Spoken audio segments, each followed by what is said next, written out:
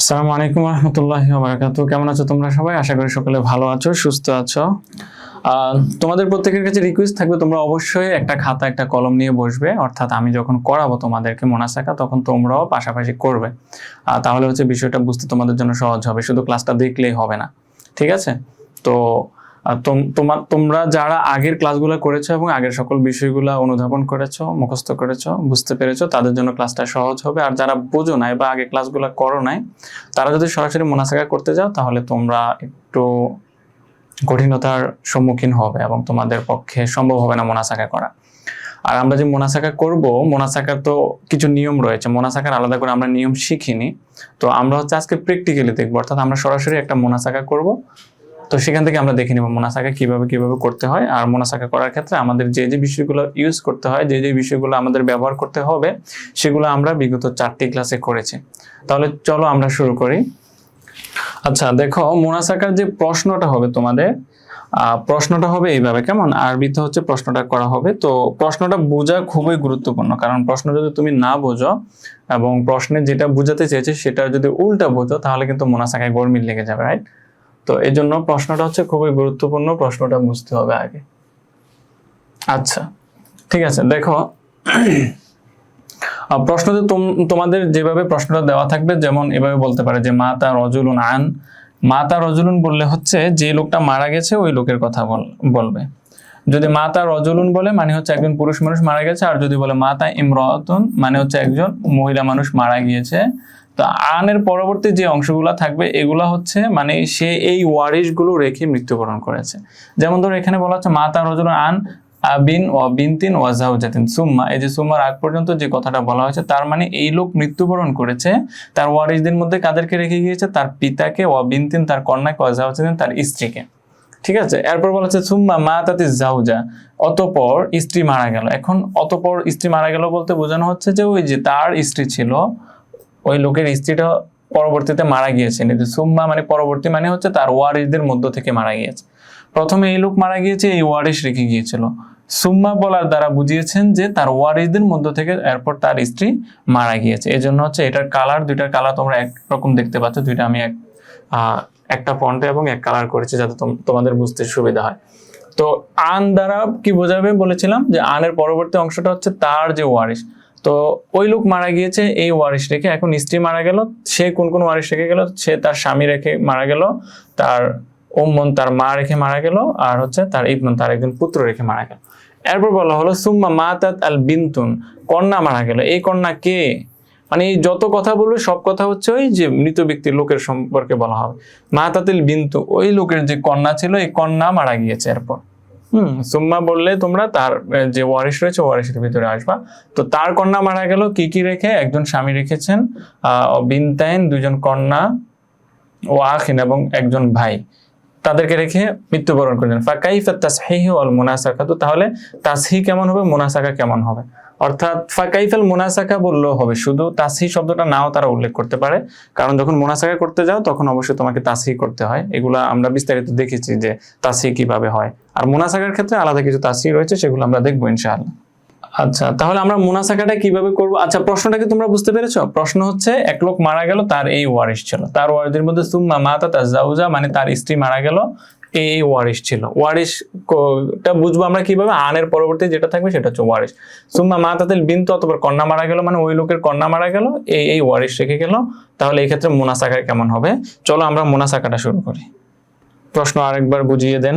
আচ্ছা দেখো, প্রশ্নটা হবে তোমাদের পরীক্ষায়, আমরা মুনাসাকাটা কি? মুনাসাকা মানে হচ্ছে কোনো লোক যখন মৃত্যুবরণ করলো, মৃত্যুবরণ করার পর তার যে ওয়ারিশ থাকবে, ওই ওয়ারিশদের মধ্যে আমার অংশগুলো ভাগ করে দিতে হবে, যেগুলো আমরা আগে পড়ে এসেছি যে কয়জন মানুষের কথা আল্লাহ রাব্বুল আলামিন পবিত্র কোরআনে সরাসরি বলেছেন। আমরা দেখেছিলাম যে আসহাবুল ফুরুদ, তো তাদের অংশগুলো আল্লাহ রাব্বুল আলামিন নির্ধারণ করে দিয়েছেন।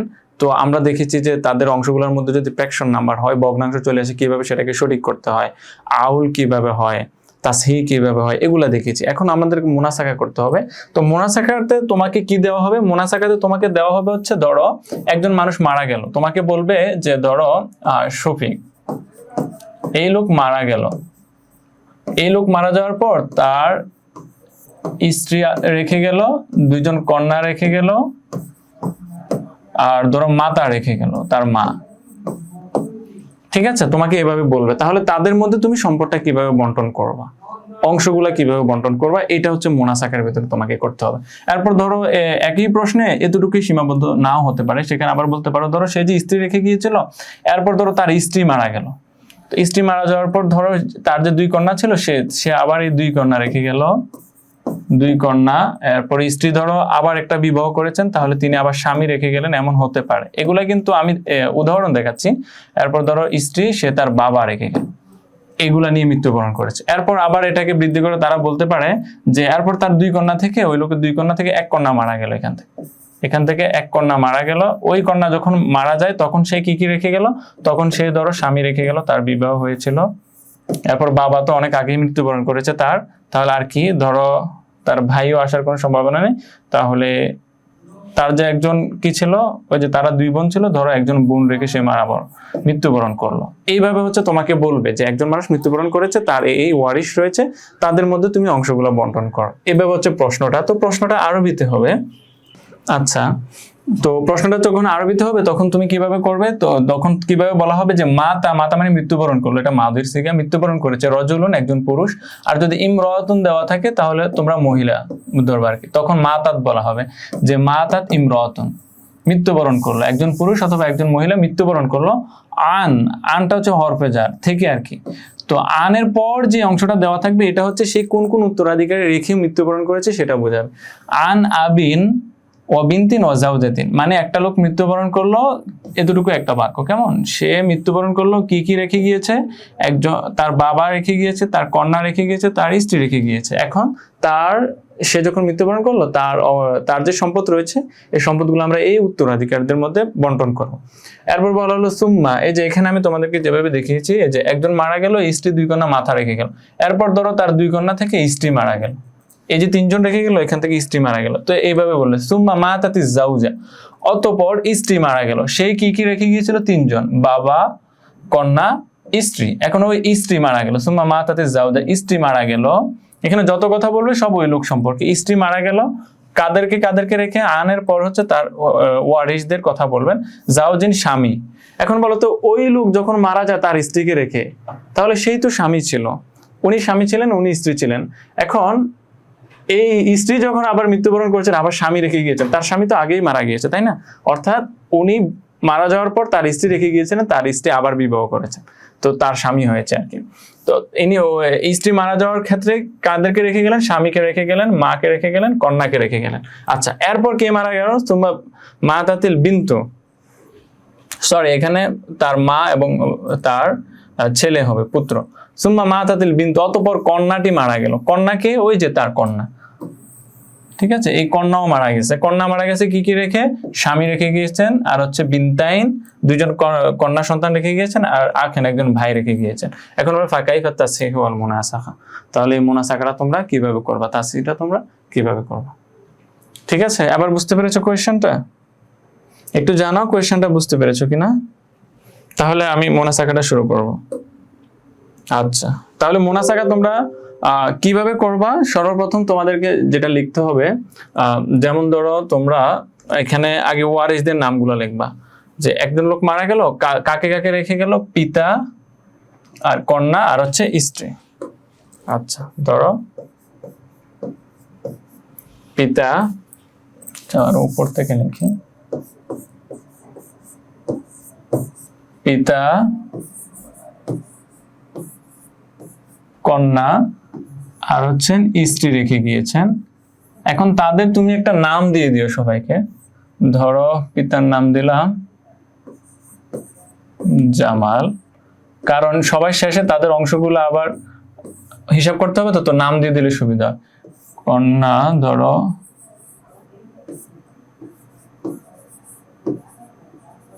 মাইশা, স্ত্রী ধরো কি দেব, ধরো লামিয়া দিলাম। তাদেরকে রেখে ওই লোক মৃত্যুবরণ করেছে। আচ্ছা, এখানে তোমরা লিখতে পারো যে এই যে মৃত যে ব্যক্তি মারা গেল, মৃত কে দিলাম, ধরো রনি দিলাম, রনি মৃত্যুবরণ করেছে, তার ওয়ারিশ কে, তাদেরকে ওয়ারিশ রেখে গিয়েছে, উপরে একটা দাগ টেনে দিবা। এবার এখানে তুমি মাসালা দিবা।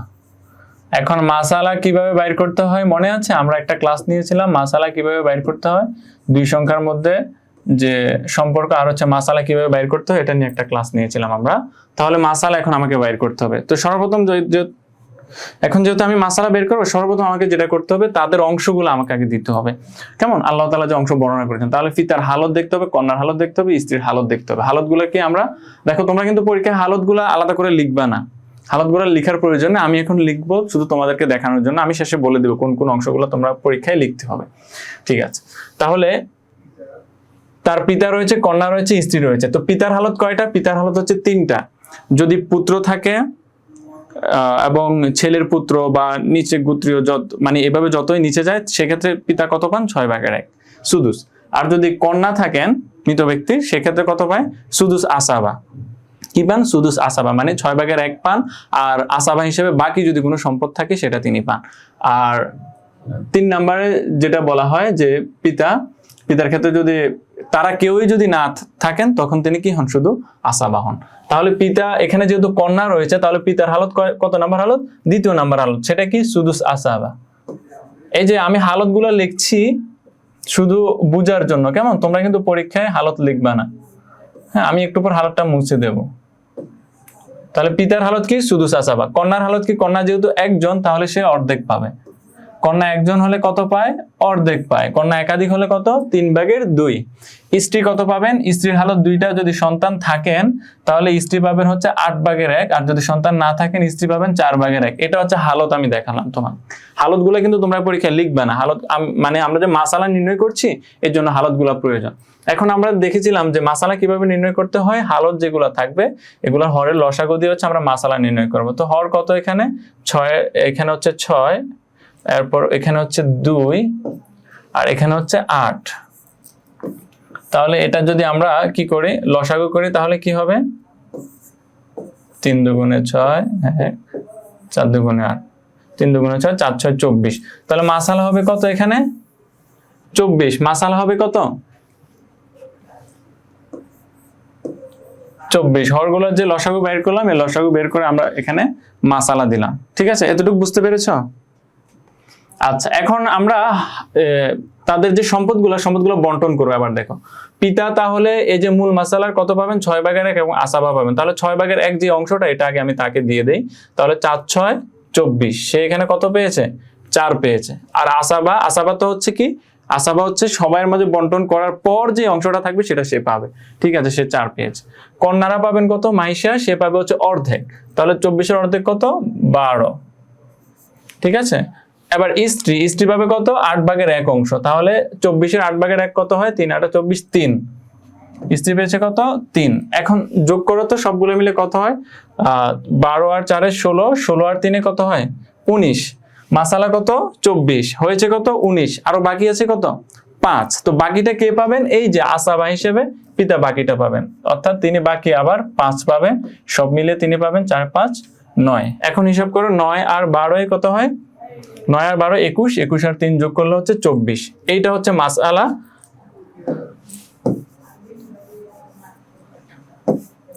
সরি, তাহলে আমি তাদের যে অংশগুলো ছিল এগুলো মুছে দিলাম।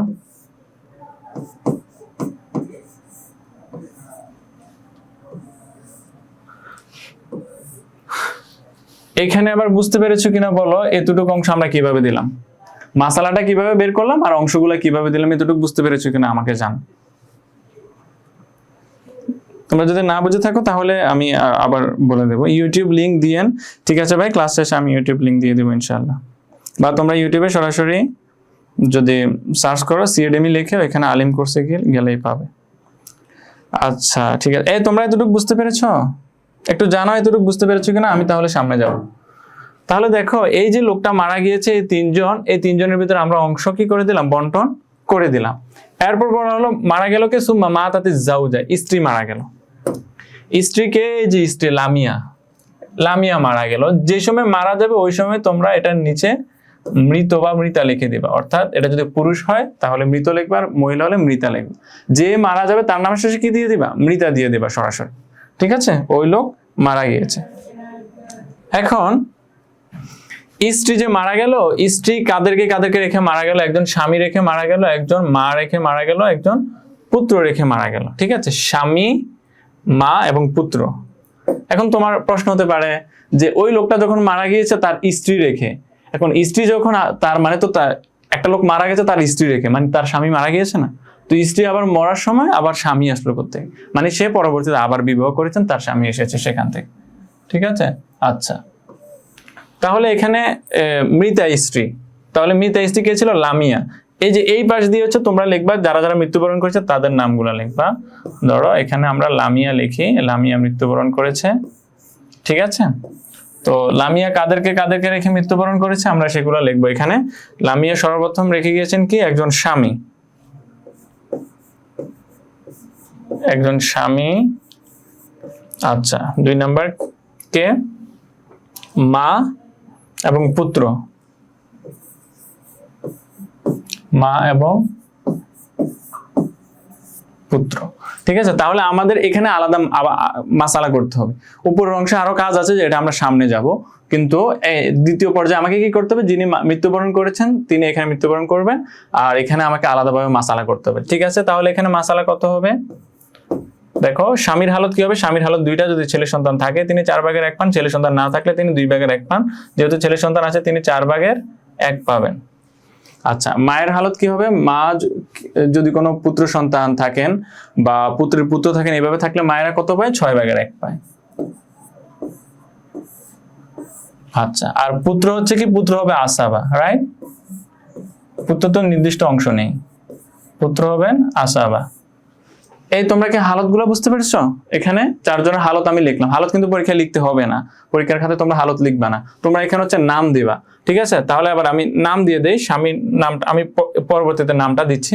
এখন হালত দেখে আমরা মাসালা বাইর করব। তাহলে এটার হর হচ্ছে 4, এটার হর হচ্ছে 6, এটা তো হর নেই, তাহলে 4 আর 6 থাকলে মাসালা কত দ্বারা হবে? 4 এবং 6 লসাগু কত হবে? 4 এবং 6 লসাগু হচ্ছে 12, তাই না? তাহলে মাসালা হবে কত দ্বারা? 12 দ্বারা। ঠিক আছে, তাহলে স্বামী কত অংশ পাবে এখান থেকে?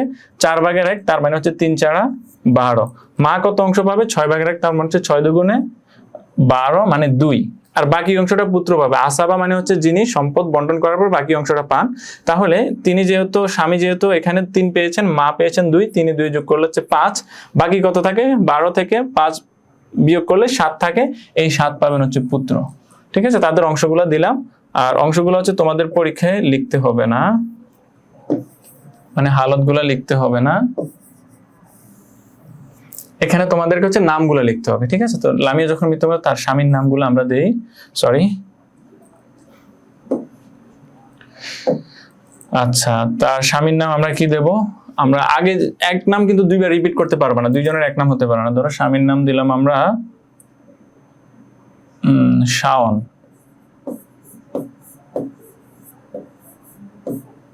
আচ্ছা, মায়ের নাম দিলাম আমরা ধরো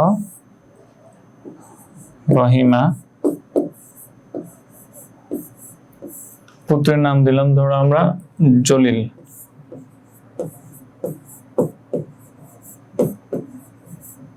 ঠিক আছে, এই নাম দিলাম। এখন 2 জনের যখন সম্পদ আমরা বন্টন করলাম, 2 জন হলো, এইখানে এসে তোমাকে আবার কাজটা করতে হবে, নতুন কাজটা। এই কাজটা কি? মৃত্যুবরণ করেছিল কি? লামিয়া। এই লামিয়ার যে অংশটা রয়েছে খুব ভালো করে খেয়াল করো, লামিয়ার যে অংশটা রয়েছে অংশটা তোমার হাতে আসবে, আর এটা তুমি এই পাশে লিখবা যে হাতে আছে। হাতে আছে কত? লামিয়ার এই যে 3। তাহলে হাতে আছে বলতে আমরা কোন অঙ্কটা নেব? উপরে যিনি মৃত্যুবরণ করবেন, মৃত্যুবরণকারীর অংশীদারদের কথা তো আমরা এখানে লিখবো, তাদেরকে আমরা মাসালা দেবো, আর এই পাশে হাতে আছে লিখে আমরা কি লিখবো? মৃত্যুবরণ করার সময় তার যে অংশ ছিল এই অংশটা আমরা হাতে নিয়ে আসবো। ঠিক একইভাবে এখান থেকে যদি কেউ মৃত্যুবরণ করে কোনো ওয়ারিশ রেখে যান, তাহলে হাতে আমাদের কত থাকবে? তার যে অংশটা থাকবে সেটা আমাদের হাতে থাকবে। এখানে হাতে রাখার পর তোমাদের কিছু কাজ করতে হবে। এখানে মেন মাসালা আর হাতে যে আছে দুইটার মধ্যে সম্পর্ক দেখতে হবে। তো দুইটা মানে এই যে 12, মেন মাসালা কত? 12। আচ্ছা দাঁড়াও, প্রধান মাসালা হচ্ছে 12, আর হাতে আছে কত? 3। প্রধান মাসালা কোত্থেকে এসেছে? তার দ্বিতীয়বারে আমরা ওয়ারিসদের সম্পদ বন্টন করার ক্ষেত্রে এসেছে। আর হাতে থাকা সম্পদ কোত্থেকে আসবে? উপরে যিনি মৃত্যুবরণ করবেন তিনি যে অংশটা নিয়ে মৃত্যুবরণ করবেন ওই অংশটা হাতে আসবে। এখন এই দুইটার মধ্যে সম্পর্কটা কি এটা আমাদেরকে দেখতে হবে। আমরা দেখেছিলাম যে দুইটা অঙ্কের মধ্যে সম্পর্ক হয় কয় ধরনের? 4 ধরনের। কি কি মনে আছে এগুলো? তামাসুল, তাওয়াফুক, তাদাখুল, তাবায়ুন। আমি এগুলো সম্পূর্ণভাবে বিশ্লেষণ করে তোমাদেরকে পড়িয়েছি। এখন এই দুইটার মধ্যে সম্পর্ক দেখে তোমাকে কাজ করতে হবে। দেখো আমি চার ধরনের সম্পর্কে হলে কি কি করতে হবে তোমাদেরকে বুঝিয়ে দেই। সর্বপ্রথম দুইটা যদি তামাসুল হয়, তামাসুল মানে কি? এইটা মাসালা ধরো 12, এটাও 12, হাতেও আছে 12, তাহলে দুইটা মিল হয়ে গেল না? এটাকে বলে তামাসুল। তামাসুল মানে যদি কোনো মিল হয়ে যায়।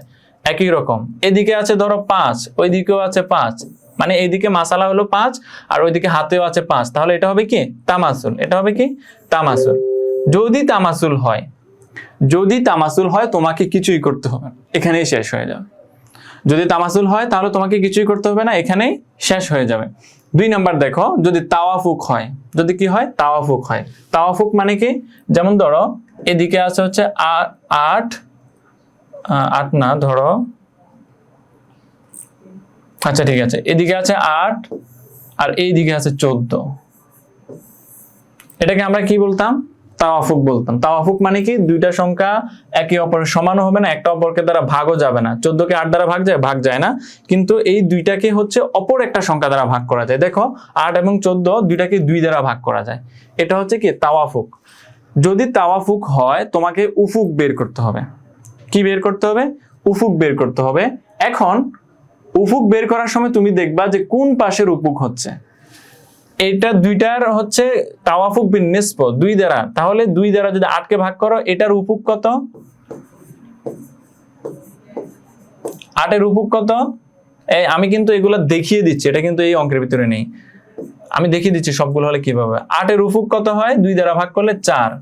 তাহলে এই যে উফুকটা, এই উফুকটা কোন পাশে হয়েছে? এই পাশে হয়েছে। মানে আমরা ধরে নিলাম এই পাশে মাসালা 4, এই পাশে হাতে আছে 14, তাহলে এই ক্ষেত্রে উফুক কত হলো? 4। এই যেটা উফুক হবে, এই পাশের উফুক, সেটা দ্বারা উপরের যতগুলো সংখ্যা আছে সবগুলোকে গুণ করতে হবে। এই পাশে যদি উফুক হয়, এটা উপরের সবগুলোকে গুণ করতে হবে, আর এই পাশে যে উফুক হবে এটা দ্বারা নিচের সবগুলোকে অঙ্ককে গুণ করতে হবে। উপরের সবগুলো অঙ্ক মানে কি কি? ওই যে মৃতা যেটা, ওটা তো বাদ, মৃতাটা বাদ, বাকি যেগুলো আছে, যেমন এখানে 12 আছে, এখানে 9 আছে, আর মাসালা মেন মাসালা আছে, এটাকে গুণ করতে হবে। বুঝতে পেরেছো? আর এই পাশে যদি উফুক বের করে আমি 14 কে আমি 2 দ্বারা ভাগ করতে হবে, তাহলে কত হবে? এই পাশের উফুক হবে 7, এই 7 দ্বারা হচ্ছে নিচের সবগুলোকে গুণ করতে হবে। তার মানে হচ্ছে 3 কে গুণ করতে হবে, 2 কে গুণ করতে হবে, 7 কে গুণ করতে হবে। এইটা হচ্ছে দুইটা মাসালার ভিতরে যদি কি হয়? তাওয়াফুক সম্পর্ক হয়। তাহলে তামাসুল হলে কিছুই করতে হবে না, তাওয়াফুক হলে এটা করতে হবে। আর তাদাখুল হলে কি করবা? দেখো তাদাখুল হলে কি করবা? তাদাখুল মানে কি? একটা আরেকটার মধ্যে নিঃশেষে বিভাজ্য হয়ে যাবে। কেমন? তাহলে কি হবে? সেক্ষেত্রে তাদাখুল হবে। যেমন ধরো এই পাশে আছে হচ্ছে 6 আর এই পাশে আছে 3, তাদাখুল 3 দুগুণে 6, একটা আরেকটার ভিতরে প্রবিষ্ট হয়ে গেছে। যদি তাদাখুল হয় তাহলে যেই পাশের অঙ্কের দিকে তাদাখুল হবে ওই পাশের উফুক দিয়ে গুণ হবে। তাদাখুল হলে তো একটা অঙ্ক আর একটা অঙ্কের ভিতরে প্রবিষ্ট হয়ে যাবে। কেমন? 3 6 এর ভিতরে প্রবিষ্ট হয়ে যাবে, কিন্তু 6 তো 3 এর ভিতরে প্রবিষ্ট হবে না, তাহলে এই পাশে কিছু হবে না। 6 তো 3 এর ভিতরে প্রবিষ্ট হবে না, তার মানে এই পাশে কিছু করা লাগবে না। 3 6 এর ভিতরে প্রবিষ্ট হচ্ছে কত দ্বারা? 2 দ্বারা, 3 দুগুণে 6। এই যে 2, এই উফুক দ্বারা হচ্ছে উপরের সবগুলোকে গুণ করতে হবে। ঠিক একইভাবে 6টা যদি এই পাশে থাকে, ধরো 6টা আছে, 6 আছে এই পাশে আর এই পাশে 3, তাহলে 6 তো 3 এর ভিতরে কিছুই হবে না, তাহলে এই পাশে কোনো গুণ করতে হবে না। 3 দ্বারা 6 কে ভাগ করো 2, উফুক 2, এই 2 দ্বারা হচ্ছে তোমাকে কি করতে হবে? নিচে গুণ করতে হবে। অর্থাৎ তাদাকুল হলে যদি এই পাশে তাদাকুল হয় তাহলে ওই উফুকটা দ্বারা নিচে গুণ করবা, উপরে তো হবে না কারণ এই পাশে তাদাকুল হচ্ছে না। আর যদি এই পাশে তাদাকুল হয় তাহলে উফুক দ্বারা উপরে গুণ করবা, নিচে গুণ করতে হবে না। বুঝতে পেরেছো? এটা হচ্ছে তাদাকুল। আর যদি তাবায়ুন হয়, ধরো তাবায়ুন হলো কেমন? যেমন ধরো এই পাশে হলো 11, এই পাশে হলো 23, তাহলে দুইটার মধ্যে সম্পর্ক কি? তাবায়ুন। তাহলে তোমাকে সরাসরি এই পাশের অঙ্কটা দিয়ে অর্থাৎ মাসালা দিয়ে উপরে গুণ করতে হবে, এই পাশে হাতে যেটা থাকবে সেটা দ্বারা নিচে গুণ করতে হবে। মোট কথা হচ্ছে তোমাকে উপরে গুণ করতে হবে এই পাশেটা দ্বারা, এই পাশেটা দ্বারা নিচে গুণ করতে হবে। এখন গুণ করার ক্ষেত্রে তোমাকে খেয়াল রাখতে হবে যদি তামাসুল হয়, একটা অপরের সাথে মিলে যায়, গুণ করতে হবে না। আর যদি তাওয়াফুক হয় তাহলে এই পাশের উপুক দিয়ে উপরে, এই পাশের উপুক দিয়ে নিচে। এই পাশটা মানে হচ্ছে হাতে যেটা আছে, আর এই পাশ মানে হচ্ছে মাসালা, দ্বিতীয় মাসালা যেটা হচ্ছে। মনে রাখবে এই পাশে গুণ করার ক্ষেত্রে প্রধান মাসালাকেও গুণ করতে হবে তাসহিহ হিসেবে লিখে। আর যদি কোনো তাদাখুল হয়, তাদাখুল হলে একটা আরেকটার ভিতরে প্রবিষ্ট হয়ে যায়, যেই পাশে প্রবিষ্ট হবে ওই পাশে ওই সংখ্যাটা দ্বারা গুণ করতে হবে। ওই সংখ্যা না, মানে ওই সংখ্যার উফুক যেটা, উফুক দ্বারা। ধরো এই পাশে প্রবিষ্ট হয়েছে, এই পাশে গুণ হবে, আর এই পাশে প্রবিষ্ট হলে এই পাশে গুণ হবে। যেমন 3 আর 6, বা তুমি লিখতে পারো 7 আর হচ্ছে 49। তাহলে 7 49 এর ভিতরে প্রবিষ্ট হয়ে যায়, 7 7 7 49, তাহলে 7 দ্বারা এটার উপুক কত হবে তখন? 7, 7 দ্বারা নিচে গুণ হবে। আর যদি 49টা এই পাশে থাকতো, 7টা এই পাশে থাকতো, তাহলে 7 দ্বারা 49কে ভাগ করলে 7 হয়, সেটা দ্বারা উপরে গুণ হতো। এ হচ্ছে। আচ্ছা, তাহলে এখন বলো তোমরা বুঝতে পেরেছো কিনা? এখানে শেষ হলো এটা। আর তাবায়ুন হলো হচ্ছে এই পাশেরটা দ্বারা উপরে আর ওই পাশেরটা দ্বারা নিচে গুণ করতে হবে। এতটুকু বুঝতে পেরেছো কিনা একটু জানাও। এবার দেখো, এরপর বলো, তাহলে এই কাজটা এতটুকু পর্যন্ত এখানে কাজ শেষ।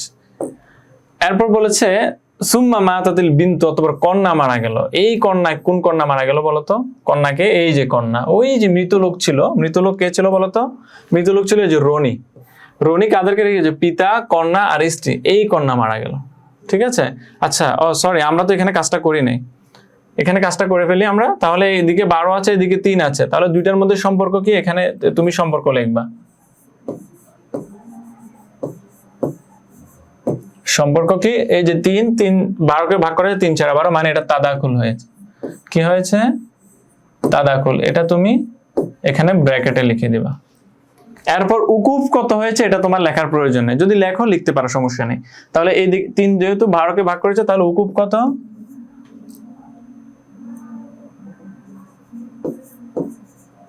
উফুক হচ্ছে 4, 3 4 12, এটা হচ্ছে উফুক। তাহলে এখন যেটা উপুক হবে সেটা যদি এই পাশে উপুক হয় এই পাশে লিখবা, যদি ওই পাশে উপুক হয় তাহলে ওই পাশ দিয়ে লিখতে পারো, আর না লিখলেও কোনো সমস্যা নেই, খালি তবে সম্পর্কটা লিখবা। সরি, আমি তো বানানটা একটু মিস্টেক হয়েছে, সরি।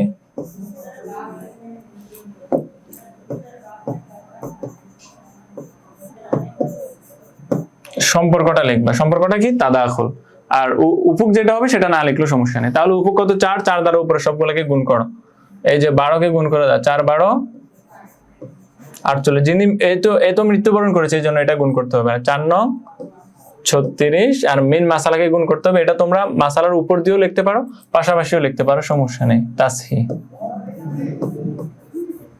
তাসহি লিখে কাকে গুণ করবো? আগে ছিল 24, এই 24কে গুণ করে দেবো। আমরা কত দ্বারা গুণ করছিলাম? 4 দ্বারা। 4, তাহলে 4 4 16, 4 2 8 96, তাসহি।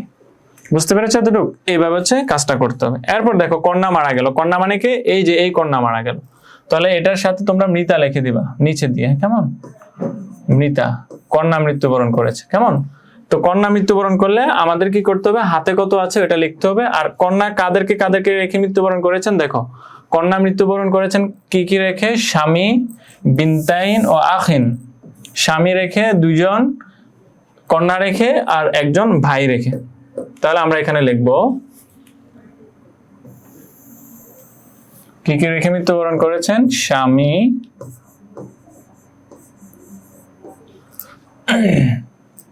কন্যা রেখে গিয়েছেন 2 জন, 2 কন্যা আলাদা আলাদা লিখবা যেহেতু তাদের নাম লিখতে হবে, আর 1 জন ভাই রেখে গিয়েছেন।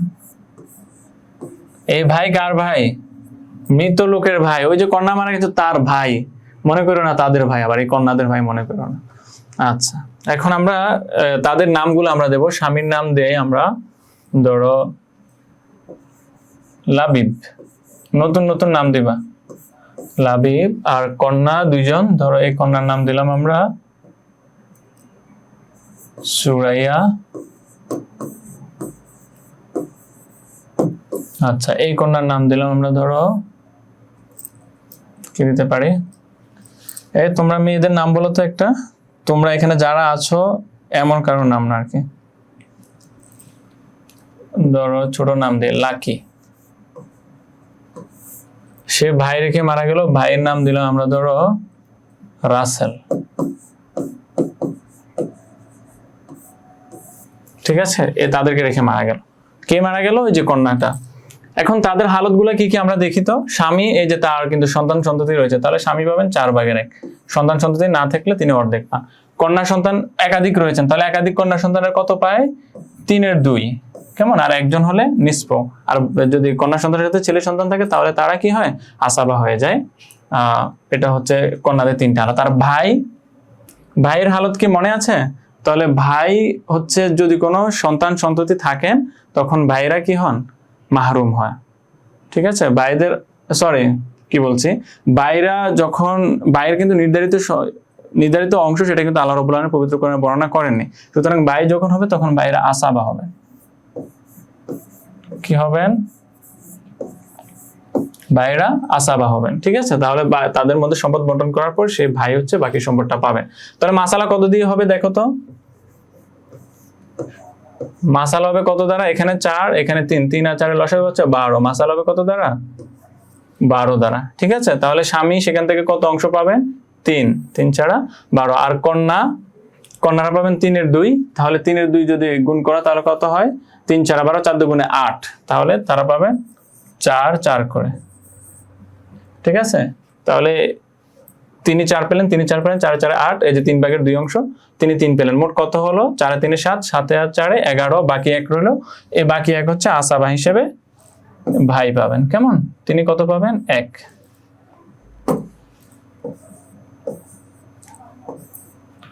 ঠিক আছে, এই হচ্ছে তাদের অবস্থান এবং তাদেরকে আমরা সংখ্যা দিলাম। এখন আমরা ইয়াটা মুছে দেই, হালতটা মুছে দেই, হালতটা লেখার প্রয়োজন নেই। আচ্ছা, এতটুকু বুঝতে পেরেছো? আমরা আবার তাদের হালত দেখে তাদের অংশগুলা বন্টন করে দিলাম। কেমন? স্বামীর, কন্যার আর হচ্ছে তাদের। এখন মৃত্যুবরণ করেছিল কে? মৃত্যুবরণ করেছিল কন্যাটা। এই কন্যার নাম কি ছিল? মাইশা। আচ্ছা, এখন মৃত্যুবরণের সময় তার হাতে কত ছিল? 48। আচ্ছা, তাহলে আমরা এখানে দেখবো যে মাইশা মৃত্যুবরণ করেছে। মাইশা, এটা তোমরা যে রেখা দিবে এটার মধ্যখান দিয়ে লিখবা। হাতে কত আছে আমাদের? মাইশা মৃত্যুবরণ করার সময় তার যে অংশ ছিল,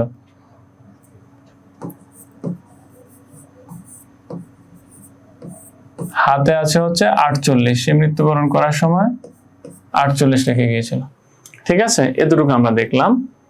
এখন আমাকে কি করতে হবে? দুইটার মধ্যে সম্পর্ক নির্ণয় করতে হবে। কিসের? এই যে 12 রয়েছে, এই 12 প্রধান মাসালা আর হচ্ছে হাতে যেটা রয়েছে সেটার সম্পর্ক।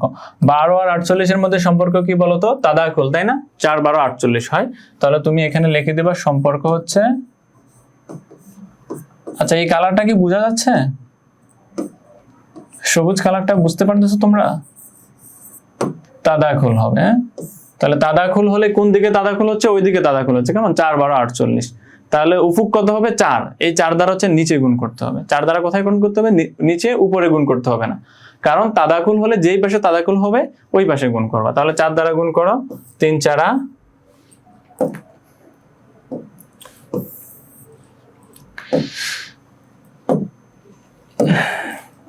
4 দ্বারা গুণ করো, 3 4 12, 4 4 16, 4 4 16, 4 1 4। ঠিক আছে, এই বুঝতে পেরেছো? তাহলে ওই 48 দেখো তাদের মধ্যে চলে যায়। 16 16 32, 32 আর 12 হচ্ছে 32 আর 12 হচ্ছে 44, 44 আর 4 হচ্ছে 48। এতটুকু বুঝতে পেরেছো তোমরা? আমরা তিনজনের মধ্যে সকল সম্পদ দিলাম এবং তাদের মধ্যে বন্টন করে দিলাম। আর মোনাসাকার ক্ষেত্রে অতিরিক্ত কি কি কাজ করতে হয় সেটা আমরা দেখলাম। এখানেই হচ্ছে অঙ্কটা শেষ। তোমরা কি বুঝতে পেরেছো? জি বুঝেছি, থ্যাংক ইউ।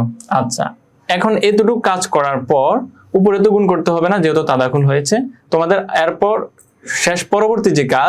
পরবর্তী কাজ হচ্ছে তোমাদেরকে আবার যারা জীবিত রয়েছেন, মৃত্যুবরণ করেছিল কয়জন দেখো, ওয়ারিস সব মিলে কয়জন ছিল?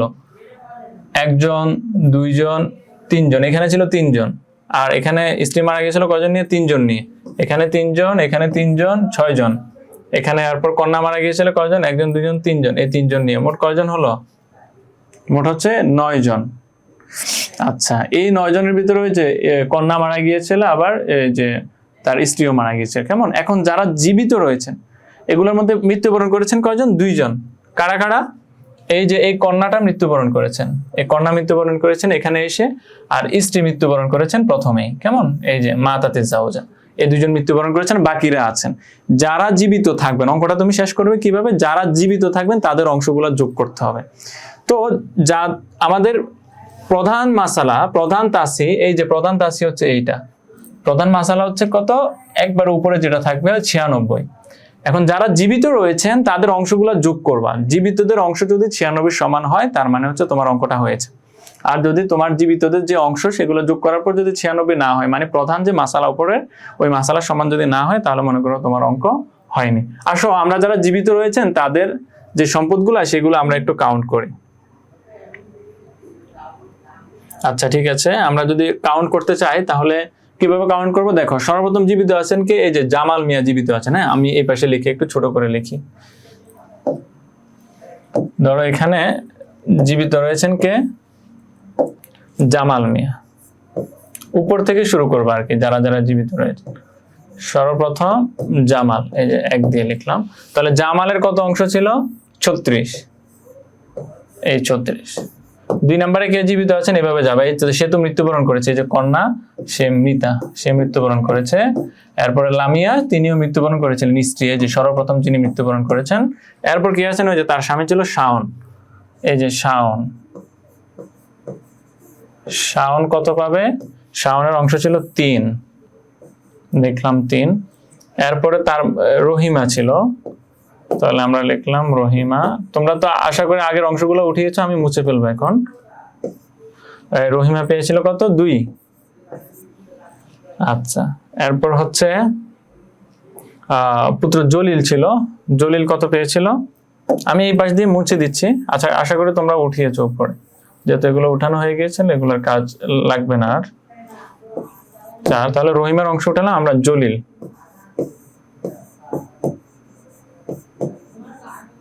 জলিলের অংশ কত? 7।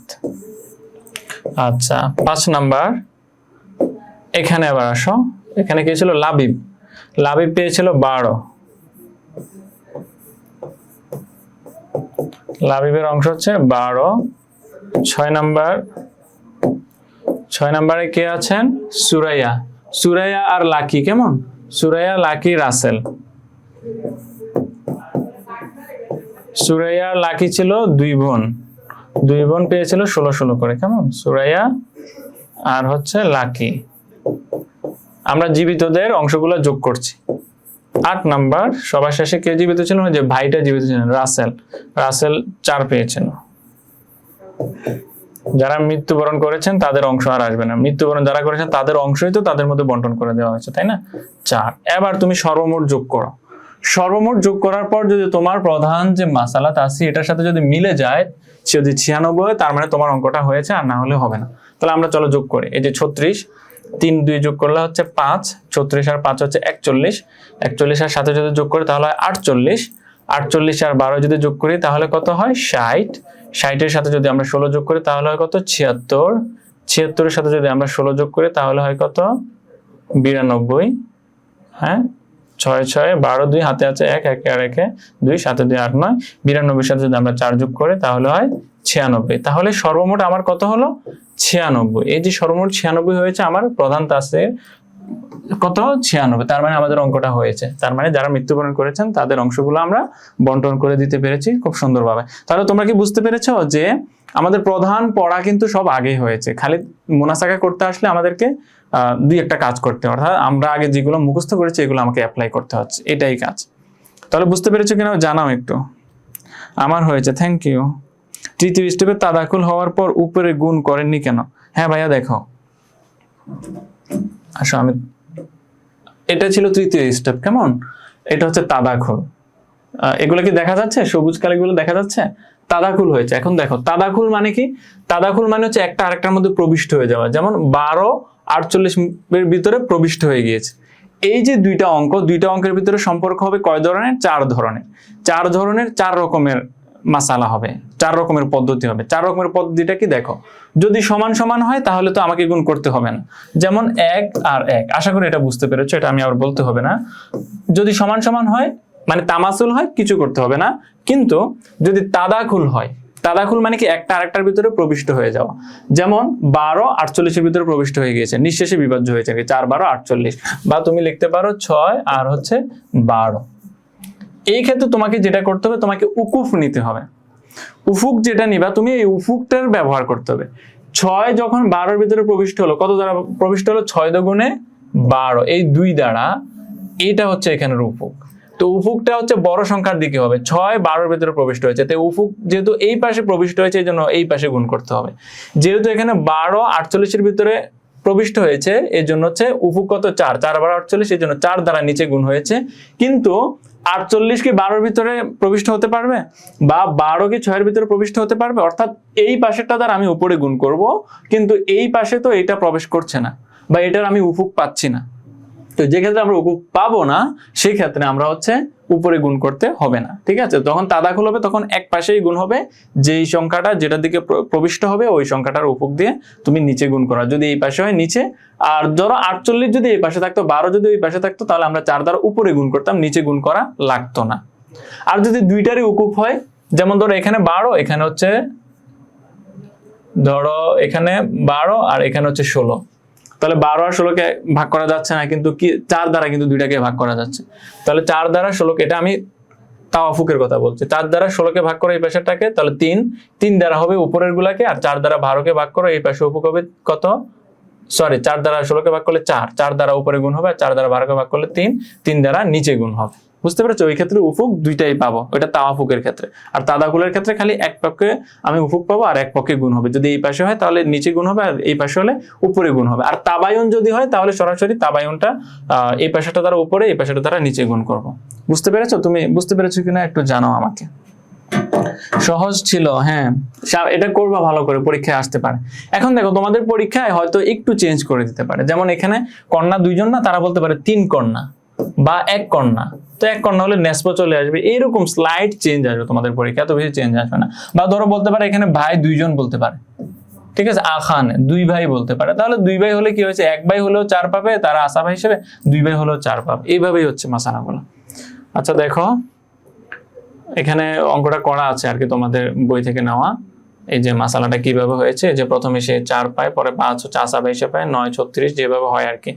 এই যে এখানে সম্পর্কটা হচ্ছে তাদাখুল সম্পর্ক হয়েছে, যেহেতু এই পাশে হচ্ছে 3 আর এই পাশে হচ্ছে 4, না সরি 4 না, এই পাশে হচ্ছে 3 আর এই পাশে হচ্ছে কত 12, তো 3 হচ্ছে 12 এর ভিতরে সরাসরি কি হবে, প্রবিষ্ট হবে 4 দ্বারা, এই জন্য 4 দ্বারা হচ্ছে উপরে গুণ হবে, 4 12 48, 4 9 36, প্রধান মাসালাকে গুণ করবা। ঠিক আছে, তৃতীয় পর্যায়ে হচ্ছে এইভাবে হচ্ছে আর কি। আচ্ছা, এরপর হচ্ছে সবার যে অংশগুলো আছে অংশগুলো যোগ করতে হবে। এখানে আমি ওই যে নির্দিষ্ট যে নাম এখানে ইউজ করা হয়েছে ওই নামগুলো লেখা হয়েছে। আচ্ছা, তাহলে দ্বিতীয়টাতে আসো, দ্বিতীয় মাসালায় আসো। জি থ্যাংক ইউ। আমার শুধু কোন সাইডেরটা কোন সাইডের সাথে গুণ করতে হয় এটা প্যাচ লাগে। আচ্ছা, এই পাশেরটা নিচে গুণ করবা, প্যাচ লাগবে কেন ভাই, সহজই তো। এই পাশেরটা নিচে গুণ করবা, এই যে এই পাশে যেটা আছে এটা নিচে গুণ করবা, আর এই পাশে যেটা আছে এটা উপরে গুণ করবা। এই পাশে থাকবে যে যেটা হাতে থাকবে এটা, আর এই পাশে থাকবে হচ্ছে প্রধান মাসালাটা। আচ্ছা, পরেরটাতে আসো। দেখো মা তাতিম রতন, একজন মহিলা মৃত্যুবরণ করলো। এখন মহিলা মৃত্যুবরণ করেছেন, কাদেরকে রেখে গিয়েছেন, জাউজ স্বামী রেখে গিয়েছেন, বিন্ত কন্যা রেখে গিয়েছেন, উম্মুন মা রেখে গেছেন। ফামাতা, এই যে ফামাতা বলতে পারে অথবা সুম্মা মাতা বলতে পারে। ফামাতা বা সুম্মা মাতা যখন ইউজ করে তখন মনে করবে যে এটা হচ্ছে তার পরবর্তী ওয়ারিসদের মধ্যে থেকে মারা গিয়েছে কেউ। আচ্ছা, তাহলে আমরা সর্বপ্রথম লিখি যে একজন মহিলা মারা গিয়েছে, কি কি রেখে মারা গিয়েছিল, স্বামী, কন্যা আর মা। স্বামী,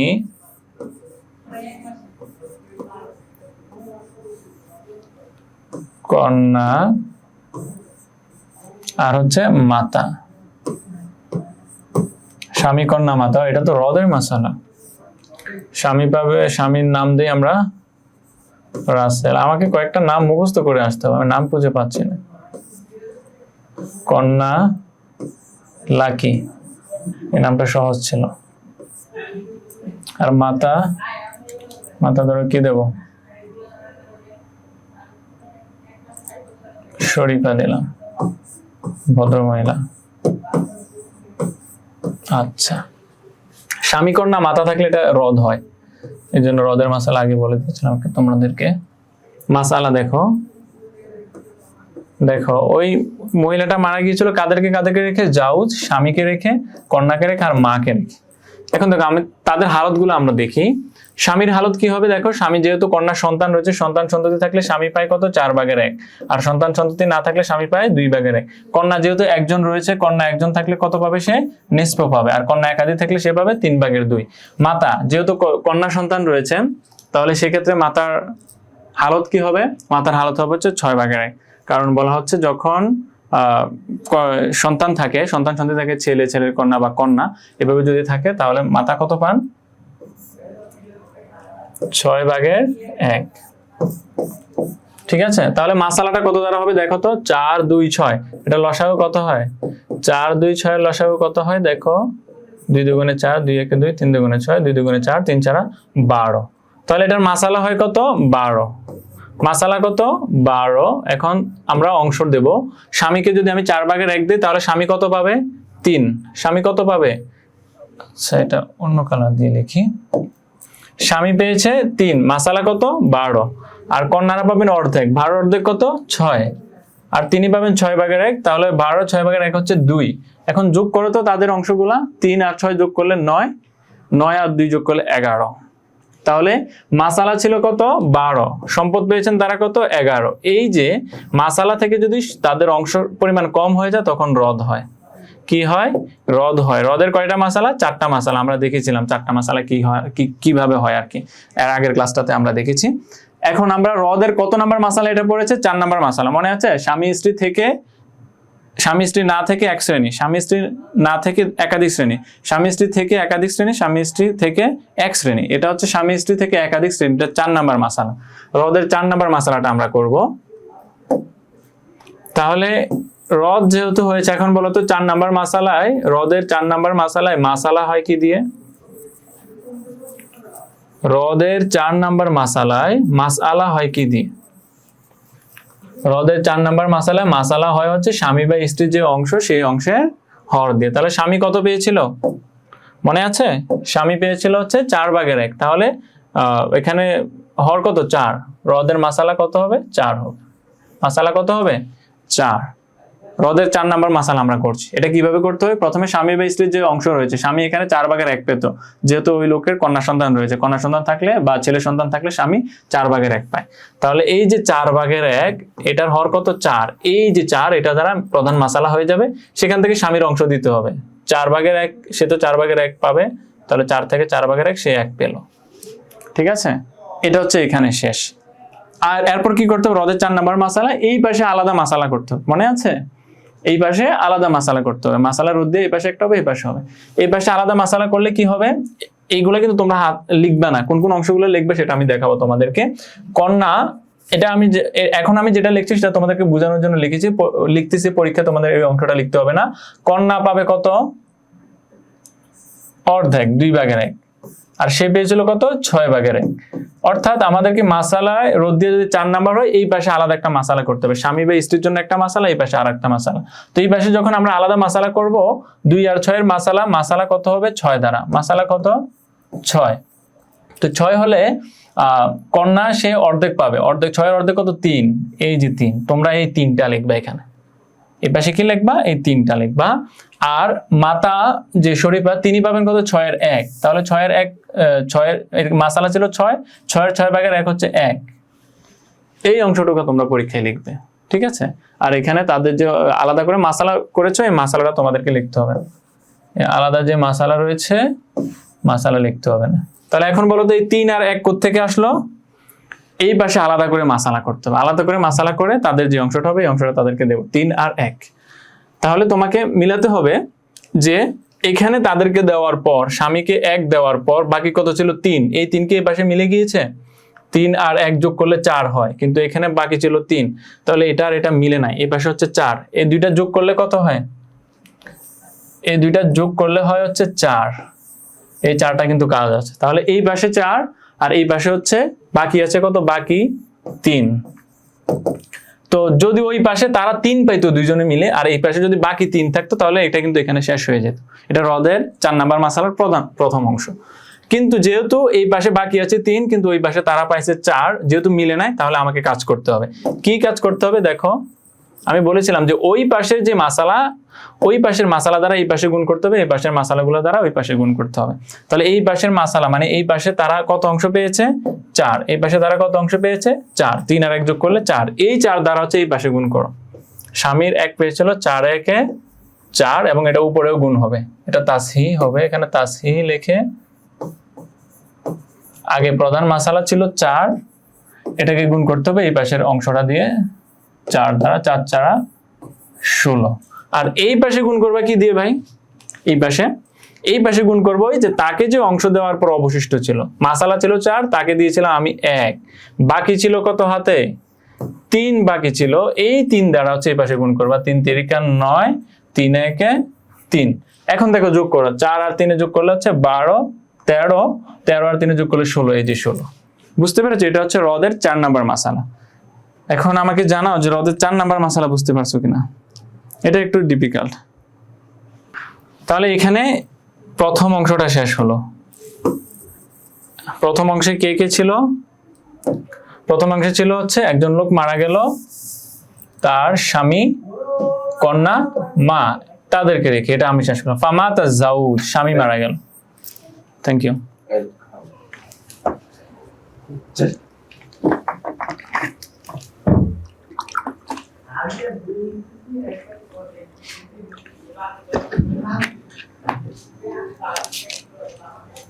ফামাতা জাউজ, অতঃপর স্বামী মারা গেল।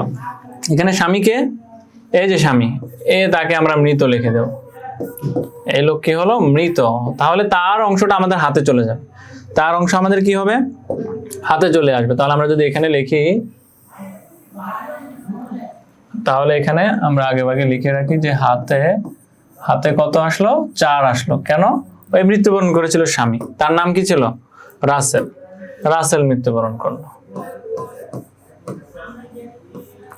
রাসেল। আর এই পাশে আমরা নতুন করে মাসালা দেব, তার যে ওয়ারিশগণ থাকবেন তাদেরকে। তাহলে তার কি কি ওয়ারিশ আছে? স্বামী মারা গেছে, কি কে রেখে? আবু আইন। দেখো আবু আইন লিখলে মানেই হচ্ছে পিতামাতা। এই যে প্রশ্নটা বোঝা খুবই গুরুত্বপূর্ণ। আবু আইন যদি লেখে তাহলে কি হবে? পিতামাতা, ওয়া জাউজাতিন, এবং স্ত্রী। পিতামাতা আর হচ্ছে কি? স্ত্রী রেখে মারা গেল, তার পিতা মাতা আর হচ্ছে স্ত্রী। তাহলে আমরা নামগুলা দেই। ধরো পিতার নাম দিলাম রফিক, মাতার নাম দিলাম ধরো সুফিয়া,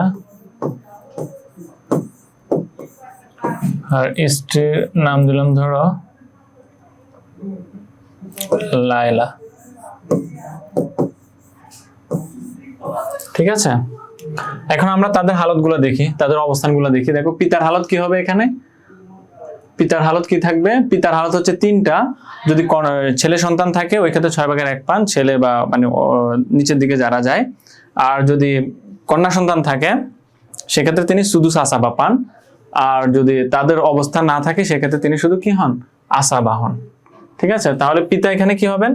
আসাবা, মানে তার নির্ধারিত অংশ নাই, নির্ধারিত অংশ নেই, ওই তাদেরকে অংশ দেওয়ার পর যেটা বাকি থাকবে তিনি সেটা পাবেন। মাতার হালত দেখো তো, মাতার হালত কয়টা? 3টা। দেখো মাতার হালত একটা নির্দিষ্ট আছে, 3 নাম্বার যে মাতার হালত, সেটা হচ্ছে স্বামী বা স্ত্রীর সাথে। স্বামী অথবা স্ত্রীর সাথে যদি পিতা মাতা থাকে সেক্ষেত্রে মাতা কত পান? সুলুস মা বাকিয়া। এটা একটু জটিল মাসালা। স্বামী বা স্ত্রীর সাথে, অর্থাৎ স্বামী অথবা স্ত্রী। এখানে ধরো স্বামী, যেহেতু স্বামী মারা গেছে স্ত্রী রয়েছে, ধরো স্ত্রী মারা গেছেন বা স্বামী রয়েছেন, স্বামী অথবা স্ত্রীর সাথে যদি পিতা মাতার থাকেন, অর্থাৎ খালি একটা হালত, স্বামী আছেন অথবা স্ত্রী আছেন, তার সাথে পিতা মাতা আছেন, শুধু ওই অবস্থায় মাতার অংশ কি হবে? সুলুস মা বাকিয়া, মানে হচ্ছে স্বামী স্ত্রীর অংশ দেওয়ার পর তিনি বাকি সম্পদের 3/1 পাবেন। স্বামী বা স্ত্রীর অংশ দেওয়ার পর বাকি যে সম্পদ থাকবে সেটা তিনি 3/1 অংশ পাবেন। তাহলে উনারটাও হচ্ছে তাকে অংশ দেওয়ার পর 3/1 অংশ। সুতরাং আমরা এটা সুলুস মা বাকিয়ার ওই 3 আমরা না ধরি এখানে। তাহলে স্ত্রী যেটা রয়েছেন, স্ত্রীর হালত কত? স্ত্রী যেহেতু এখানে ছেলে সন্তান যেহেতু নাই সেহেতু স্ত্রী পাবেন 4/1, আর ছেলে সন্তান থাকলে স্ত্রী পেতেন কত? 8/1। তাহলে মাসালাটা আমরা করবো কত? 4 দ্বারা। 4 দ্বারা। তো উনি যেহেতু আসাবা হবেন, ওনার সম্পদ হচ্ছে তাদেরকে বন্টন করার পর যেটা থাকবে সেটা। তো স্ত্রীকে আমরা 4 এর ভিতরে দিলাম, সে 4 ভাগের 1 পাবে, তাহলে সে পাবে কত? 1। 4 ভাগের 1, 4 ভাগের 1 হচ্ছে 1, বাকি আছে কত? 3। তো স্বামী বা স্ত্রীকে সম্পদ দেওয়ার পর বাকি যেটা থাকবে সেই সম্পদের 3 ভাগের 1 ভাগ পাবেন হচ্ছে মাতা। অর্থাৎ স্বামী বা স্ত্রীর সাথে যদি কোনো মাতা থাকেন, মাতা কিভাবে অংশ পাবেন? স্বামী বা স্ত্রীকে অংশ দেওয়ার পর বাকি যে অংশ আছে ওই অংশের 3 ভাগের 1, এটাকে বলে সুলুস মা বাকিয়া, মানে যেটা বাকি রয়েছে সেটার সুলুস 3 ভাগের 1। তাহলে মাতা যেটা বাকি রয়েছেন কত? 4 থেকে আমরা 1 দিয়েছি, বাকি আছে 3, এই 3 এর হচ্ছে মাতা সুলুস পাবেন, মানে 3 ভাগের 1। তো 3 এর 3 ভাগের 1 কত? 1। 3 এর 3 ভাগের 1 কত? 1। বাকি ছিল কত? 3। এটার কত পাবেন? সুলুস। 3 এর সুলুস। তো 3 এর 3 ভাগের 1 কত? 3 একে 3, শুধু 1। কত হবে? শুধু 1 পাবেন মাতা। এটা কি? সুলুস মা বাকিয়া। ধরো স্ত্রীকে দেওয়ার পর আমার বাকি ছিল 12, ধরে নাও 12 যদি বাকি থাকে, ওই 12 এর 3 ভাগের 1 পাবেন হচ্ছে মাতা, তাহলে সেক্ষেত্রে তিনি পাবেন 4। ধরো স্ত্রীকে দেওয়ার পর আমার বাকি আছে আরো 30, ওই 30 এর 3 ভাগের 1 পাবেন মাতা, তার মানে মাতা তখন পাবেন 10। এটা হচ্ছে অবস্থা। এখন তাদের দুইজনকে আমরা অংশ দিয়ে দিলাম, তাহলে কত পেল? স্ত্রী পেল 1 আর মাতা পেল 1, দুইজনে মিলে 2 পেল, মাসাল হচ্ছে 4। বাকি যে অংশ রয়েছে, বাকি অংশটা পিতা পাবেন, কারণ তিনি আসাবা, 3 নাম্বার হালতে তিনি পড়েছেন। তো আসাবা হিসেবে বাকি কত সম্পদ রয়েছে? 2। এই 2 আমরা তাকে দিয়ে দিলাম। এতটুকু বুঝতে পেরেছো? সম্পদ আমরা দিয়ে দিলাম তাদেরকে। এখন আমাদেরকে কি কি কি নির্ণয় করতে হবে? যে সম্পর্ক নির্ণয় করতে হবে। 2 অঙ্কের মধ্যে সম্পর্ক কি? সম্পর্ক কি? এখানে এদিকেও 4, এইদিকেও 4, তো 4 4 মিলে গিয়েছে, কি হয়েছে? তামাসুল হয়েছে। তো তামাসুল হলে আমাদেরকে কি করতে হয়? তামাসুল হলে আমাদেরকে কিছুই করতে হবে না। তামাসুল হলে আমাদেরকে কিছুই করতে হবে না। বুঝতে পেরেছো? এখানে হচ্ছে এই অংশ শেষ। এতটুকু অংশ বুঝতে পেরেছো কিনা জানাও। আর যদি কোনো কোয়েশ্চেন থাকে বা ডাউট থাকে একটু বলো। এরপর কে মারা গেল? সুম্মা মাতাতিল বিনতু, কন্যা মারা গেল। কন্যা কোথায়? ওই যে লাকি, লাকি মারা গিয়েছে। তাহলে লাকি হচ্ছে মৃতা। এখন আমার হাতে কত চলে আসবে? হাতে চলে আসবে 9। হাতে কত আসবে? 9। আর পৃষ্ঠা নেই। আচ্ছা, এটা এই পৃষ্ঠায় করি। এটা তো আমরা আগে করে ফেলেছি, এই পৃষ্ঠায় করি, সমস্যা নেই। তো কন্যার অংশটা, লাকি যেহেতু মারা গেল, এখন এই ধরো আমি নিলাম লাকি, লাকি মৃত্যুবরণ করেছে। হাতে আছে কত? লাকির মৃত্যুবরণের সময় আমি দেখেছি যে লাকির অংশ ছিল 9, একবারে প্রথম যেটা করেছিলাম, এ হচ্ছে 9। আচ্ছা, লাকি যখন মৃত্যুবরণ করে তখন সে কি কি রেখে যায়? দেখো, সে রেখে যায় হচ্ছে এই যে মাতাদিল বিন্তু, বিন্তু মানে হচ্ছে লাকি, এই যে লাকি কন্যা, এই কন্যা মৃত্যুবরণ করে।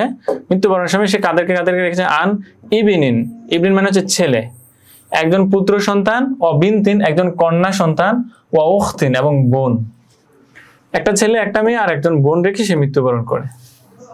ছেলে, মেয়ে, কি লিখি? ছেলে, মেয়ে, দুইজন।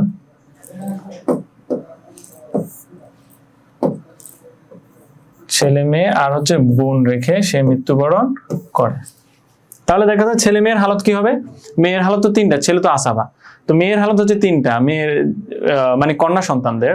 তাহলে এখানে তোমরা কন্যাও লিখতে পারো, মেয়ের জায়গায় তোমরা এখানে কন্যা লিখে এটা সন্তান লেখা, কন্যা, আর এই পাশে লিখতে পারো হচ্ছে পুত্র। লাকির একজন পুত্র, একজন কন্যা, সে একজন বোন রেখে মারা গিয়েছে, মানে লাকির বোন এটা। তো পুত্র তো আশা পাবেন। কন্যা সন্তানের হালত হচ্ছে 3টা, যদি একজন হন তিনি অর্ধেক পান, একাধিক হলে 3 ভাগের 2। আর যদি কোনো কি হন, ছেলের সাথে যদি কন্যা সন্তানের সাথে যদি পুত্র সন্তান থাকে, তখন তারা দুইজনে আসাবাব হয়, সবাই আসাবা হয়ে যায়। এই ক্ষেত্রে পুত্র যে অংশ পান তার অর্ধেক পান হচ্ছে কন্যারা, ঠিক আছে। আর বোন কি হন দেখো তো? সহোদর বোন। সহোদর বোনের হালত কয়টা? এগুলো তো সব আসাবার কাতারা যাবে, এখানে মাথা গুনতে হবে। এই যে পুত্রকে 2 মাথা গুনতে হবে, কন্যাকে 1 মাথা গুনতে হবে, কারণ কন্যারা হচ্ছে পুত্রদের অর্ধেক পাবেন সেক্ষেত্রে। আর বোন, বোনের হালত কয়টা? সহোদর বোন, বোনের হালত হচ্ছে 5টা, এক নম্বর হালত, বোনরা যদি একজন থাকেন সেক্ষেত্রে তারা অর্ধেক সম্পদ পান, যদি একাধিক থাকেন তারা 3/2 পান। আর যদি কোনো বোনের সাথে ভাই থাকে তাহলে তারা কি হয়, আসাবা হয়।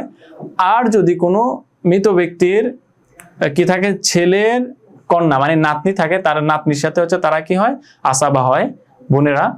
আর যদি কোনো মৃত ব্যক্তির একবারে শেষ মাসালা, যেটা পঞ্চম মাসালা, মৃত ব্যক্তির যদি ছেলে সন্তান থাকে সেক্ষেত্রে বোন কি হবে, মাহরুম হবে, বঞ্চিত হবে। মৃত ব্যক্তির যদি ছেলে থাকে বা ছেলের ছেলে থাকে, এভাবে যদি যত নিচে স্তরে যাক না কেন, এভাবে যদি কেউ থাকে সেক্ষেত্রে বোন কি হয়, বঞ্চিত হয়। তাহলে আমরা এখানে লিখবো, তুমি বঞ্চিতা লিখতে পারো বা মাহরুম লিখতে পারো, যেহেতু বোন মাহরুমও লিখতে পারো। মাহরুম, মাহরুম মানে বঞ্চিত, তুমি মাহরুমও লিখতে পারো সরাসরি, বা বঞ্চিত লিখতে পারো, বা বঞ্চিতাও লিখতে পারো, মুয়ান্নাস ইউজ করতে পারো, সমস্যা নেই। তাহলে বোন কি হবেন, বঞ্চিত হবেন, কারণ তার পুত্র রয়েছে, পুত্র থাকলে বোনেরা কি হয়, বঞ্চিত হয়। তাহলে এখানে মাসালা কত হবে, তারা তো আসাবা হয়ে গেল। তাহলে আসাবা হলো তোমাকে তাদের মাথা কাউন্ট করে কি করবা, মাসালা দেবে। মাথা কাউন্ট করে কিভাবে, ছেলে সন্তান যারা থাকবে তাদেরকে 2 মাথা কাউন্ট করবা, আর কন্যা সন্তান যারা থাকবে তাদেরকে 1 মাথা কাউন্ট করবা। কারণ কি, কারণ কন্যা সন্তান যে সম্পদ পাবেন তার দ্বিগুণ সম্পদ পাবেন হচ্ছে পুত্ররা, মানে হচ্ছে পুত্ররা যে সম্পদ পাবেন তার অর্ধেক পাবেন কন্যারা। অর্থাৎ পুত্র যদি 10 পায় কন্যা পাবে 5, পুত্র যদি 100 পায় কন্যা পাবে 50, পুত্র যদি 60 পায় কন্যা পাবে 30, এভাবে। তাহলে এখানে 2 মাসালা, এখানে যদি 2 ধরি, এখানে যদি 1 ধরে, তাহলে মাসালা হবে 3। এই পুত্র পেয়ে যাবে হচ্ছে 2 আর কন্যা পাবে 1। ঠিক আছে, তাহলে কন্যা পুত্রের অর্ধেক পেল। আর মাসালাটা দিলাম কিভাবে, সবই তো আসাবা, সব যখন আসাবা হয়ে যাবে তখন হচ্ছে মাথা গুনে গুনে মাসালা দেবে। সেক্ষেত্রে মাথা কিভাবে গুনবা, কন্যাদের মাথা হচ্ছে 1 জন করে, আর পুত্ররা হচ্ছে 2 জন করে গুনবা। পুত্র যেহেতু আছেন 1 জন পুত্র 2 মাথা, যদি 2 জন পুত্র থাকতো তাহলে এখানে 4 মাথা হতো, এখানে 1 মাথা, মোট 5 মাথা হয়ে যেত। সেক্ষেত্রে তারা পেত 4, সে পেত 1। বুঝতে পেরেছ? এইভাবে হচ্ছে আমরা মাসালা দিলাম। এখন দেখো আমার মাসালা কত, 3, মাসালা হচ্ছে 3, হাতে আছে কত, 9। দুইটার মধ্যে সম্পর্ক কি বলতো, দুইটার মধ্যে সম্পর্ক হচ্ছে তাদাখুল, একটা আরেকটার ভিতরে প্রবিষ্ট হয়েছে। কোন পাশে প্রবিষ্ট হয়েছে, এই 3 ওই 9 এর ভিতরে প্রবিষ্ট হয়েছে, 3 তিরিকা 9, তাহলে এই পাশে প্রবিষ্ট হয়েছে, কেমন, 3 তিরিকা 9, উপক কত, 3 দ্বারা হচ্ছে নিচে গুণ হবে, 3 দুগুণে 6, 3 একে 3, আর উপরে কি গুণ হবে, হবে না, কারণ কি এই পাশে উপক হয়নি, 9 তো 3 এর ভিতরে প্রবিষ্ট হয় না, তাহলে উপরে কোনো গুণ হবে না। তাহলে আমরা এর নামগুলা দিয়ে দেই, পুত্রের নাম দিয়ে ধরো আহসান, কন্যার নাম দিয়ে ধরো জামিলা। জামিলা মনে হয় আগের অঙ্কটাতে লিখেছিলাম না, এইটাতে লিখে নাই খুব সম্ভবত। আচ্ছা ঠিক আছে, তাহলে অঙ্ক এখানেই শেষ। আবার আমরা যারা জীবিত রয়েছে তাদের অংশগুলা যোগ করব। তাহলে দেখো জীবিতদের অংশগুলা যোগ করে, এইটা ছিল তারা প্রথম, ঠিক আছে, তাদের অংশগুলা যোগ করে দেখো, এই যে রাসেল, সে তো রাসেল মৃত, তাহলে তার অংশ লাগবে না। কন্যা লাকি, সেও মৃত, তার অংশ লাগবে না। সর্বপ্রথম অংশ আসবে কার, শরীফার, 1 নাম্বার। আচ্ছা এই পাশে একটু মুছে দেই, তাহলে 1 নাম্বার কার মাসালা আসবে, শরীফার। আচ্ছা আমাদের প্রধান মাসালা হচ্ছে 16, মানে সব যোগ করলে 16 হবে। শরীফা ছিল ওই যে প্রথম যে লোক মৃত্যুবরণ করেছিল তার মাতা, এই যে শরীফা পাবে হচ্ছে 3, কেমন। 2 নাম্বারে কারা জীবিত রয়েছেন, এখানে আমরা দিয়েছি যে রফিক জীবিত রয়েছেন। রফিক কত পেয়েছিল, রফিক পেয়েছিল 2।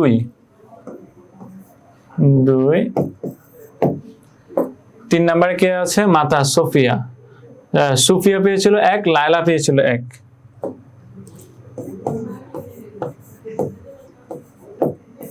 সুফিয়া 1, লায়লা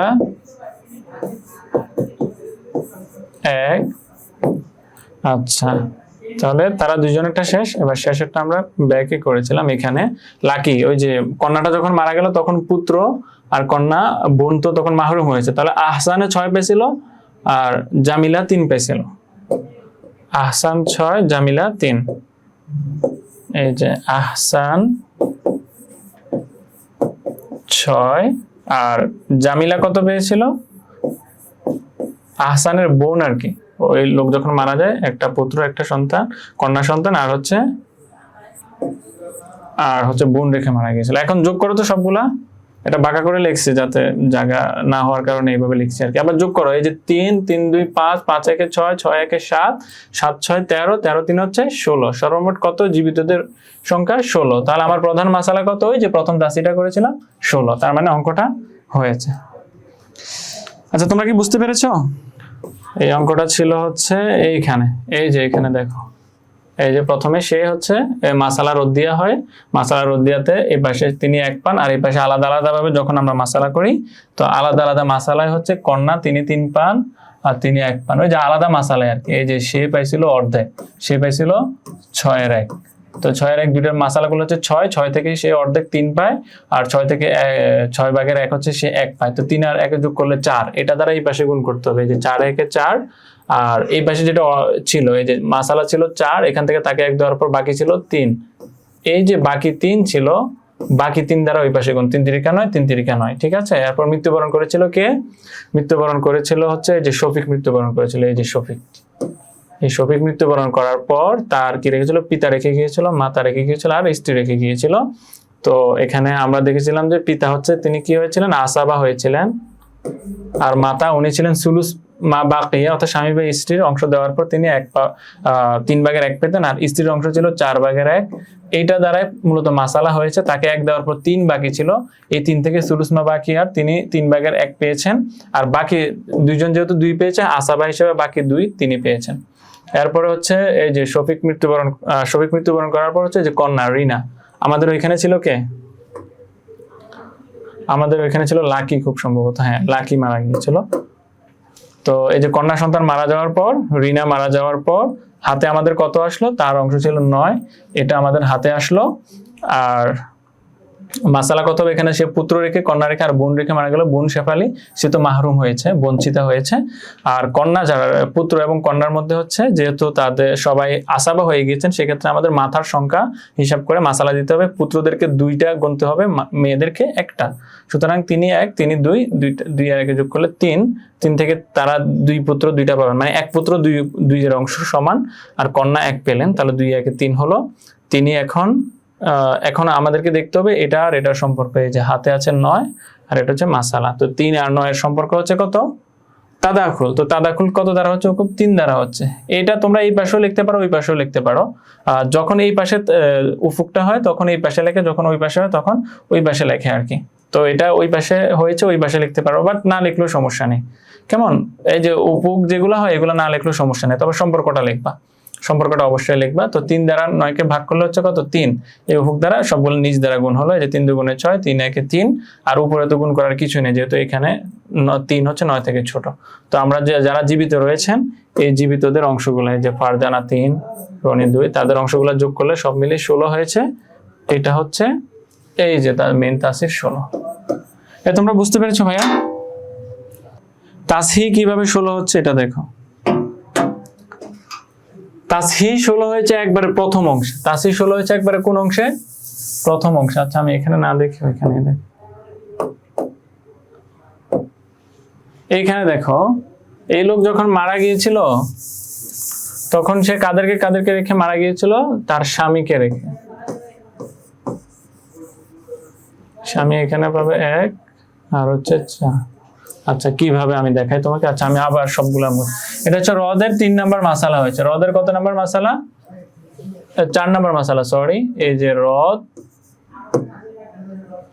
আচ্ছা হ্রদ হবে, রাত লিখে সেটা ভুল হয়েছে, 4। কিভাবে 4 হয়েছে এতটুকু আশা করি বুঝতে পেরেছো। এখন দেখো স্বামীকে, এই ক্ষেত্রে হ্রদের মাসালার ক্ষেত্রে স্বামীকে তার অংশ দিয়ে দিতে হবে এখান থেকে 1, 4/1 পাইতো সে। তাহলে 1 দেওয়ার পর আর কত বাকি আছে? 3 বাকি আছে। মাসালা ছিল 4, স্বামীকে দিলাম 3, আর স্বামীকে দিলাম 1, বাকি আছে কত? 3। এই 3টা তুমি হাতে রাখবা। এই পাশে আলাদা তুমি মাসালা করবা। কন্যার সে কত? 2 এর 1, আর সে হচ্ছে 6 এর 1। এই পাশে যদি তুমি আলাদা মাসালা করো তাহলে কত হবে মাসালা হবে 6। এই 6 থেকে কন্যা যদি অর্ধেক পান, 6 এর অর্ধেক কত? 3, এই কন্যা 3 পেয়েছেন, আর উনি পাবেন 6 এর 6/1, তিনি 1 পেয়েছেন, ঠিক আছে। এই পাশে আলাদা মাসালা করে এখন 3 আর 1 যোগ করো, কত হয়? 4। অর্থাৎ এই পাশের অংশটা যোগ করে রাখবা, আর এই পাশে হাতে কত আছে, বাকি কত আছে এটা রাখবা। এই যে বাকি যেটা থাকবে এই বাকিটা দিয়ে হচ্ছে ওই পাশের সবগুলোকে গুণ করতে হবে। তাহলে 3 বাকি ছিল 3, 3 তিরিকা 9, 3 একে 3। আর এই পাশে যে যোগ করে আমরা 4 রেখেছিলাম এই পাশে তাদের অংশটার যোগ, এটাকে দ্বিতীয় মাসালা রোধ দিয়ে বলা হয়। এই যোগ অংশটা দিয়ে এই পাশে সবগুলোকে গুণ করবা। এই যে 4 একে 4 আর উপরে এই যে প্রধান মাসালা এটাকে তাসি করবা। এর আগে ছিল 4 প্রধান মাসালা, এখন ওই যে 4 আমরা পেয়েছি এই দ্বারা এখানেও গুণ করবা উপরেও গুণ করবা, 4 4 16 হবে। এখন কি বুঝতে পেরেছো? বাসায় বসে বসে তোমরা অধিক ভাবে হচ্ছে বেশি বেশি করে মুনাসাকা কমপ্লিট করার চেষ্টা করো। পদ্ধতিতেও দেখিয়ে দিলাম, এই পদ্ধতিতে হচ্ছে মুনাসাকা করবা আর কি। তো বাসায় যদি যত বেশি প্র্যাকটিস করো তত বেশি ভালো হবে। আর এই যে দুইটা করলাম এই দুইটা থেকে পরীক্ষায় একটা আসার সম্ভাবনা আছে, সুতরাং এই দুইটা করবা এবং বাসায় নিজেরা প্র্যাকটিস করবা। কোনো সমস্যা হলে আমাদের গ্রুপে জানাবা, ইনশাল্লাহ সেখান থেকে আমি রেসপন্স করার সর্বোচ্চ চেষ্টা করব। ঠিক আছে, তাহলে জি বুঝতে পেরেছি, থ্যাংক ইউ ভাইয়া। ঠিক আছে, তাহলে তোমরা সকলে ভালো থাকো, সকলের জন্য দোয়া রইল, ভালোভাবে প্র্যাকটিস করো। তাহলে আমাদের ফারায়েজের যে ক্লাসগুলো এগুলো আজকে এখানেই শেষ হলো। আর সামনের যে ফিকা দ্বিতীয় পত্রের ক্লাস হবে এগুলোতে আমরা প্রশ্নগুলো আবার দেখার চেষ্টা করবো ইনশাআল্লাহ। যে ফারায়েজের অংশটাতে এবং হচ্ছে নুরুল আনোয়ার অংশটাতে যে প্রশ্নগুলো রয়েছে এই প্রশ্নগুলো দেখার চেষ্টা করব। প্রশ্ন আমরা প্রথম ক্লাসে পড়েছিলাম, 2টা প্রশ্ন পড়েছিলাম। বাকি যে প্রশ্নগুলো রয়েছে আমরা মোস্ট প্রবাবলি 10টা তোমাদেরকে দাগিয়ে দিয়েছিলাম, ওইখান থেকে হচ্ছে বাকি 8টা দেখবো আর কি সামনের ক্লাসগুলোতে ইনশাআল্লাহ। ঠিক আছে, ভালো থাকো সবাই তোমরা। তোমাদের সাথে দেখা হচ্ছে আর কবে? আজকে রবিবার, মঙ্গলবারে দেখা হবে ইনশাআল্লাহ। আরবি প্রথম পত্র ক্লাস নেব। ভালো থাকো তাহলে সবাই, মা আসসালামা।